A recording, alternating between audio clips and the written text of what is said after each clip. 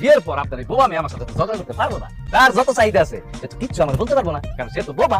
আমিও যদি কোনো উল্টাপাল্টা কোনো কিছু করি সে আমার কিছু বলতে পারবো না, কারণ সে তো বোবা।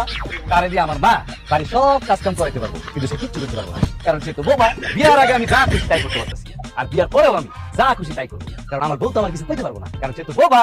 এই জন্য আমি আপনার বোবা মেয়ের বিয়ে করবো। তারে যদি আমি বিয়ে করি আমার সংসারে কোনো ঝগড়া হইব না, শুধু শান্তি আর শান্তি। আঙ্কেল, আপনার মেয়ের আমি এখনই বিয়ে করবো, আপনি এখনই বিয়ের ব্যবস্থা করুন। এই বেটাই কি কইতাছস? পাত্রী দেখতে আইছস আমার লাগা, এই মায়ের আমি বিয়ে করব। আব্বা আপনার মায়ের আমি এক্ষুনি বিয়ে করব।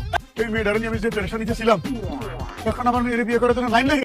মাহাজরা, তুমি দেখাই দাও এদের মধ্যে তোমার কার পছন্দ হয়।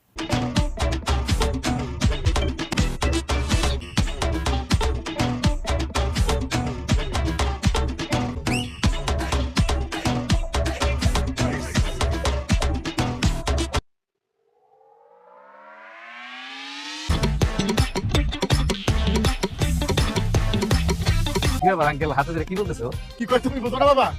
আমার মেয়ে তোমার পছন্দ করছে, তুমি হবে আমার বাবা মেয়ের জামাই। আমি বোবা বোবা জামাই হয়ে গেছি।